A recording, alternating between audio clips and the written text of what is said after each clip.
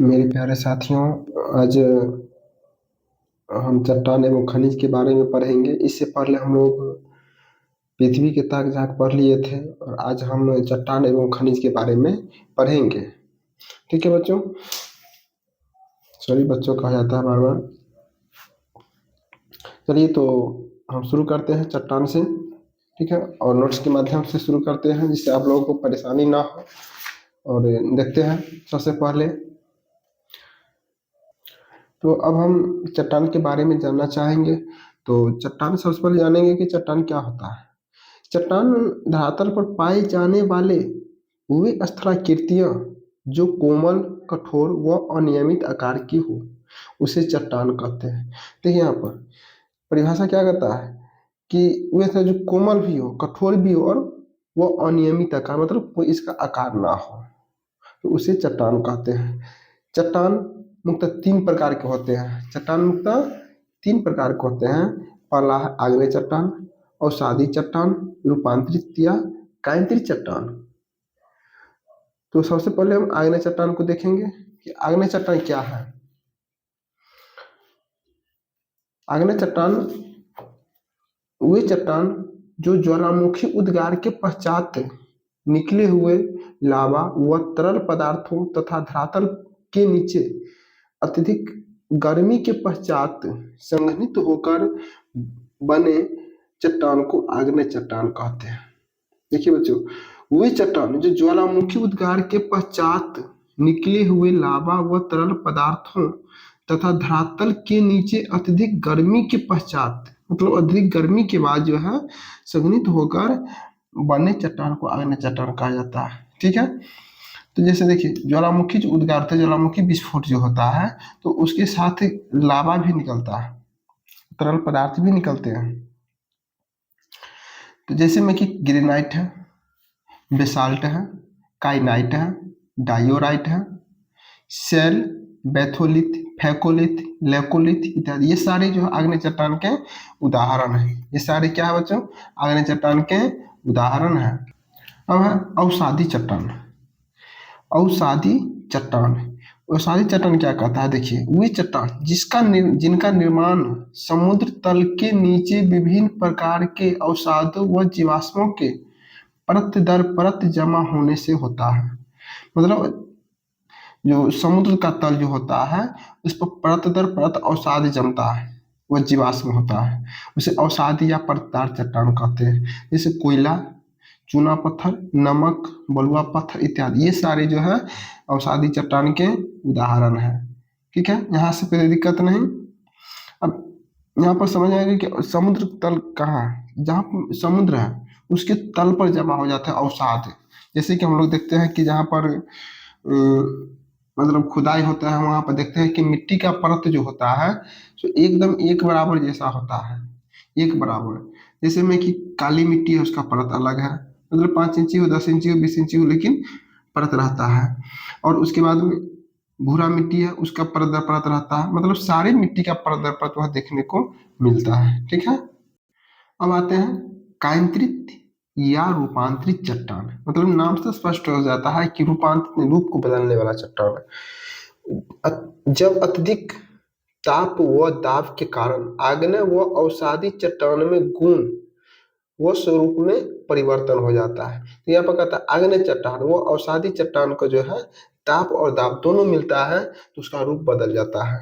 तो उसका रूप बदल जाता है तो उसे कहते हैं रूपांतरित या कायांतरित चट्टान। रूपांतरित या कायांतरित चट्टान जैसे यहाँ पर दिया है कि चूना पत्थर को अगर ताप और दाब जब मिलेगा तो वो संगमरमर बन जाएगा।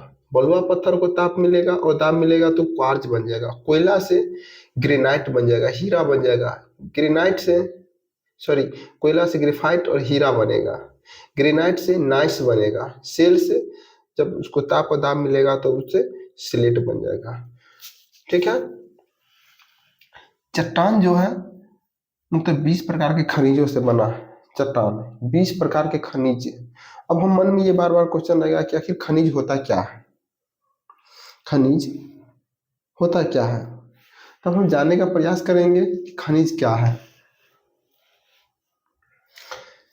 खनिज खनिज भूगर्भ से खोदकर, मतलब भूमि के अंदर से खोदकर निकाली गई वस्तुओं को खनिज कहते हैं। मतलब भूमि के अंदर से जो खोदकर वस्तुओं को जो हम निकालते हैं उसे कहते हैं खनिज।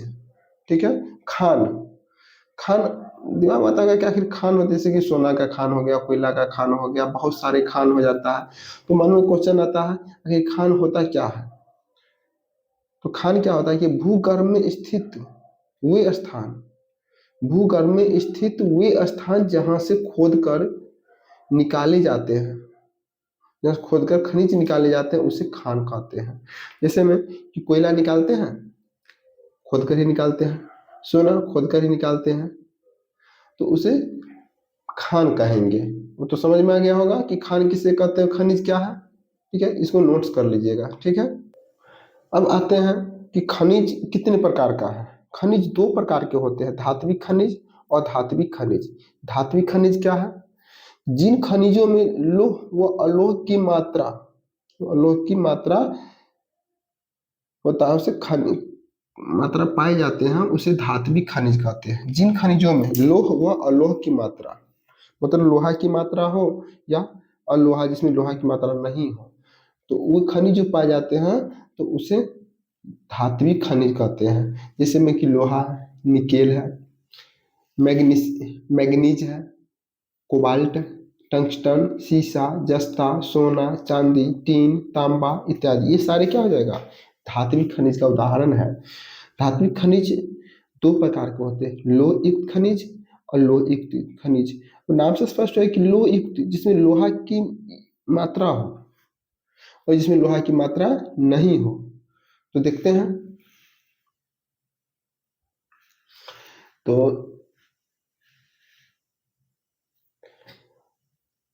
लोह युक्त धात्विक खनिज, लोह युक्त धात्विक, जिन खनिजों में लोहा की मात्रा होता है, जिन खनिजों में लोहा की मात्रा होता है उसे लोह युक्त धात्विक खनिज कहते हैं। जिन खनिजों में, कोई भी खनिज जिसमें लोहा की मात्रा होगा उसे धात्विक, लोह युक्त धात्विक खनिज कहेंगे। जैसे लोहा, निकेल, मैग्नीज, कोबाल्ट, टंगस्टन इत्यादि, ये सारे में जो है क्या है कि लोहा पाया जाता है। ये सारे खनिज में लोहा की मात्रा होता है जिसके कारण लोह युक्त धात्विक खनिज कहते हैं। ठीक है। अब आते हैं अलोह युक्त धात्विक खनिज। अब नाम से स्पष्ट हो जाता है कि अलोह युक्त जिसमें लोहा की मात्रा नहीं हो। जिन खनिजों में लोहा की मात्रा नहीं पाए जाते हैं उसे अलोह युक्त धात्विक खनिज कहते हैं। जिन खनिजों में, कोई भी खनिज हो उसमें लोहा की मात्रा नहीं पाया जाता हो उसे अलोह युक्त धात्विक खनिज कहते हैं। अलोह युक्त धात्विक खनिज, जैसे में कि शीशा है, शीशा में लोहा की मात्रा नहीं पाया जाता है। जस्ता है, जस्ता में लोहा की मात्रा नहीं पाया जाता है। सोना है, सोना में लोहा की मात्रा नहीं पाया जाता है। अब यहाँ पर है चांदी, टीन, तांबा, ये सारे में लोहा की मात्रा नहीं पाया जाता है जिसे अलोह युक्त धात्विक खनिज कहते हैं। अब आते हैं धात्विक खनिज क्या है। बताते हैं कि खनिज जो है दो प्रकार के होते हैं, धात्विक खनिज और अधात्विक खनिज। तो हम आते हैं कि अधात्विक खनिज क्या है। जिन खनिजों में ईंधन, कीमती पत्थर वो अन्य खनिज शामिल हो उसे अधात्विक खनिज कहते हैं। जिन खनिजों में, अब देखिए, अब यहाँ पर आता है कि ईंधन, ईंधन में कोयला आएगा, पेट्रोलियम आएगा। कीमती पत्थर, ग्रेफाइट है, बहुत कीमती पत्थर है। अभ्रक है, बहुत कीमती पत्थर है। ये वो अन्य खनिज शामिल हो अधात्विक, वो अधात्विक खनिज कहते हैं। जैसे में कि कोयला क्या है, ईंधन है, पेट्रोलियम ईंधन है, अभ्रक और ग्रेफाइट। ये अभ्रक और ग्रेफाइट जो है ये हो जाता है मतलब कीमती पत्थर। ठीक है। अधात्विक खनिज जो है इसके बाद आते हैं कि अधात्विक खनिज भी दो प्रकार के होते हैं, कार्बनिक अधात्विक खनिज, अकार्बनिक धात्विक अधात्विक खनिज। नोट्स, अब यहाँ पर क्वेश्चन है, नोट्स दिया गया है कि कार्बन शब्द की उत्पत्ति जो हुई है वो कार्बो शब्द से हुई है जिसका अर्थ होता है काला चट्टान। जिसका अर्थ होता है काला चट्टान।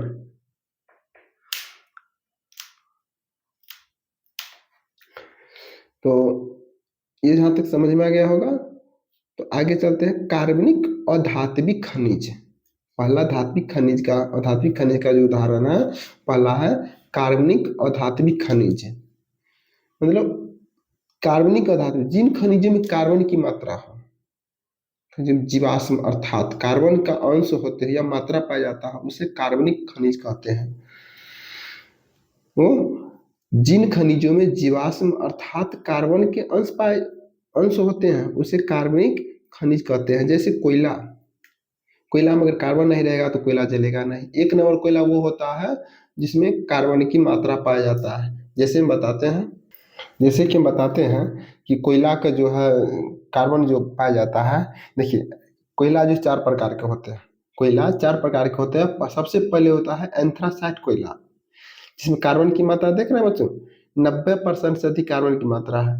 तब तो वो सबसे उच्च कोटि का कोयला कहलाता है। बिटुमिन्स कोयला 60% से 80% है कार्बन की मात्रा। लिग्नाइट कोयला 50% से 70% है। पीट कोयला 50% से कम है। सबसे उच्च कोटि का कोयला जो पाया जाता है यही है, 90% से ऊपर एंथ्रासाइट, इसमें कार्बन की मात्रा सबसे अधिक होती है। ठीक है, और सभी लोग यही कोयला जो है सो यूज करते हैं।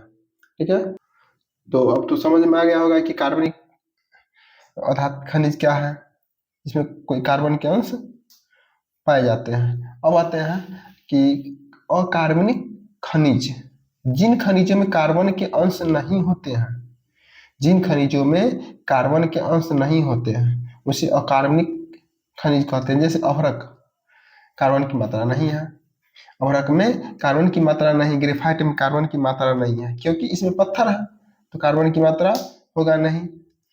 ठीक है बच्चों, तो ये सारे नोट्स आपने देख लिए और इस नोट्स को याद कीजिए। एक बार नहीं हो, 2 बार नहीं हो, 3 बार हो, आराम से देख लिया कि ज़्यादा देर का वीडियो नहीं है, आराम से अपने मोबाइल पर देख सकते हैं। ठीक है, तो अब हम अभ्यास की ओर एक नज़र देख लेते हैं कि किस टाइप की अभ्यास है। और आप लोग किसी तरह की परेशानी हो तो कमेंट बॉक्स में ज़रूर लिखिए। ठीक है, और ये कमेंट बॉक्स का आपका इंतजार रहेगा। तो अब हम अभ्यास की ओर देखेंगे, एक बार थोड़ा अभ्यास देख लेते हैं। कुछ ऑब्जेक्टिव टाइप का क्वेश्चन है, जैसे कि अभ्यास है कि सही विकल्प को चुने, इनमें रूपांतरित चट्टान कौन सा है। आपको बताई थी कि रूपांतरित चट्टान जिसका ताप और दाब के कारण जो है उसका रूप और गुण में परिवर्तन हो जाता है। ठीक है, जैसे में कि संगमरमर, बेसाल्ट किसका उदाहरण है, एक से कौन से शुरू करेंगे। बेसाल्ट किसका है, आग्नेय चट्टान का। चूना पत्थर किसका है, चूना पत्थर और सादी चट्टान का है। ग्रेनाइट किसका उदाहरण है, ये भी देखेंगे तो ये भी आग्नेय चट्टान का है। तो बच गया कौन, संगमरमर। मतलब हम पहले सबसे पहले हम देखेंगे चारों को ऑप्शन, चारों को देखेंगे ये किस में है। इससे क्या हो जाएगा कि कुछ याद भी हो जाएगा। ठीक है, इसमें रूपांतरित चट्टान कौन सा है, इसको देखेंगे। बेसाल्ट किसका उदाहरण है, चूना पत्थर किसका उदाहरण है, संगमरमर किसका उदाहरण है, ग्रेनाइट किसका उदाहरण। चारों को देखेंगे तो बेसाल्ट आग्नेय चट्टान का उदाहरण है, चूना पत्थर और सादी चट्टान का उदाहरण है, और ग्रेनाइट आग्नेय चट्टान का उदाहरण है। तो बच गया कौन, संगमरमर। संगमरमर जो है ये रूपांतरित चट्टान का उदाहरण है। और बेसाल्ट किस प्रकार की उदाहरण है, किस प्रकार चट्टान है, बेसाल्ट किस प्रकार की चट्टान है, बेसाल्ट। अब यहाँ बताते हैं कि बेसाल्ट जो है आग्नेय चट्टान का उदाहरण है। किसका उदाहरण है, आग्नेय चट्टान का। इसमें देखेंगे कि किसी में तो इसका उदाहरण नहीं है, आग्नेय चट्टान है ऑप्शन, तो इसको हम टिक लगा देंगे। अब चट्टान के रूपांतरण में किसका योगदान होता है, चट्टान का जो रूपांतरण होता है किसका उदाहरण है, उसमें ताप बनबे करता है, दबाव होता ही है। ठीक है, रासायनिक द्रव होता है, तो इसमें उपयुक्त में सभी होगा, ये हो जाएगा सभी। ठीक है, अब खाली जगहों को भरिए। खाली जगह, जो चट्टान ज्वालामुखी से निकले लावा के ठंडा होने से बनती है, ज्वालामुखी के निकले लावा के ठंडा होने से बनती है, उसे कौन सा चट्टान कहते हैं, आग्नेय चट्टान। कौन सा चट्टान होगा, आग्नेय चट्टान। ठीक है, और जिन चट्टानों में परत पाई जाती है, पर्दा चट्टान कहते हैं उसे, अवसादी चट्टान भी कहते हैं उसे, अवसादी चट्टान भी कहते हैं। अगला, ज्वालामुखी से निकला गर्म पदार्थ क्या कहलाता है? ज्वालामुखी से निकला गर्म पदार्थ क्या कहलाता है? लावा कहलाता है। ज्वालामुखी से जो गर्म पदार्थ निकलता है वो लावा होता है। ठीक है। और अत्यधिक ताप एवं दाब के कारण चट्टानों में लक्षण बदल जाते हैं। अधिक ताप, इसमें क्या होगा? ताप, इसमें क्या होगा? दाब। ताप और दाब के कारण चट्टानों में लक्षण बदल जाते हैं। अब आते हैं हम लोग, सही मिलान करना है। सिंधानों में किसका उदाहरण है? ग्रेनाइट किसका उदाहरण है? संगमरमर किसका उदाहरण है? अब देखिए, संगमरमर नीचे से लेते हैं। संगमरमर जो है रूपांतरित चट्टान का उदाहरण है। ग्रेनाइट आग्नेय चट्टान का उदाहरण है। तो सिंधा नमक किसका उदाहरण हो जाएगा? अवसादी चट्टान का उदाहरण है। ठीक है। तो सिंधा नमक अवसादी का हो जाएगा, ग्रेनाइट आग्नेय चट्टान का उदाहरण हो जाएगा, और संगमरमर रूपांतरित चट्टान का उदाहरण हो जाता है। ठीक है। अब यहाँ पर आता है क्वेश्चन। ठीक है। अब इसको हम अच्छा से देखेंगे, चट्टान किसे कहते हैं जो आपको हम बता ही दिए हैं, उसका उदाहरण के साथ स्पष्ट बता ही दिए हैं। चट्टान का रूपांतर कैसे होता है? ताप और दाब के कारण होता है, वो भी बता दिए हैं। और सारी चट्टान तथा आग्नेय चट्टान में अंतर स्पष्ट कीजिए, दोनों को परिभाषा लिख देना है, दोनों को अंतर लिख देना है। ठीक है। पत्थरों का उपयोग कहाँ कहाँ होता है? पत्थर का उपयोग जो है मतलब सभी घर बनाने में होता है, सड़क बनाने में होता है, और भी काम उपयोग होता है। छत की ढलाई में कौन सा पत्थर लगता है? इस्तेमाल होता है। तो छत की ढलाई में जो करबंदिया से जो पत्थर आता है वो इस्तेमाल होता है। उन खेलों की सूची में जिनमें पत्थरों का उपयोग होता है, खेल का सूची बना देना है, किसमें किसमें पत्थर का उपयोग होता है। चट्टानों के प्रकार, उनकी बनावट के बारे में लिखिए। तो जो आपको बताए थे चट्टानों के प्रकार, मतलब उसका प्रकार उसके परिभाषा लिख देना है, और उसकी बनावट कैसी है। बनावट का या तो फिगर बना देंगे, बहुत बेस्ट रहेगा, जैसे कि ये वाला है। जैसे कि इसको हम, ये चट्टान का जो है सो या तो फिगर बना देंगे या इसके बारे में हम लिख देंगे कि चट्टान किस प्रकार का है। तो इसका मतलब, कहने का मतलब हुआ कि कठोर है या कोमल है या अनियमित आकार की है, मतलब कैसा आकार का है उसके बारे में हम इसको दर्शा देंगे। ठीक है। अब आते हैं, इसमें पता करके लिखिए कि निम्न भवन किन किन पत्थरों से बना है। अब इसको जो है सो देखिए, रोहतासगढ़ का किला किस पत्थर से बना, आगरा का किला किस पत्थर से बना है, कुतुब मीनार का किला किस पत्थर बना है। तो ये सारे चीज के बारे में पता कीजिए, और इसको बारे में हो सकता है तो एक वीडियो हम और बना देंगे। इसमें प्रयास करेंगे कि और एक वीडियो इसके बारे में हम बना दें। ठीक है। कि रोहतासगढ़ का किला कहाँ उपलब्ध होता, किस मतलब किस पत्थर का, कौन सा पत्थर लगा हुआ है। आगरा का किला तो शायद संगमरमर का पत्थर से बना हुआ है, क्योंकि इसको मतलब वो लाने में करोड़ों व्यक्ति इसमें लगा था, बहुत समय लगा था। अपने पत्नी की याद में जो है आगरा का किला बना था। कुतुब मीनार जो है उसमें कौन सा पत्थर लगा हुआ है। विशाल मूर्ति, बुद्ध मूर्ति गया में जो है उसमें किस पत्थर का लगा है। विष्णुपद मंदिर गया है, तो वह किस मतलब पत्थर लगा हुआ है। इसको जो है पूरा डिटेल से हम जानने का प्रयास करेंगे। और आज के लिए हम इतना ही, फिर अगले वीडियो में हम मिलेंगे। ठीक है। तब तक आप इसको तैयारी करें अच्छा ढंग से, और इस ढंग से पढ़ाई करें कि लगे कि हाँ हमने पढ़ रहे हैं, पढ़ाई कर रहे हैं। ऐसा ना कि हम टाल बाटाल कर रहे हैं। ये आपकी लाइफ की सवाल है। अगर अच्छे से पढ़ाई करते हैं तो आपके लिए बेस्ट है। आप जानवे ही करते हैं कि पढ़ाई का मतलब क्या होता है। ठीक है बच्चों, तो आज के लिए इतना ही। जय हिंद।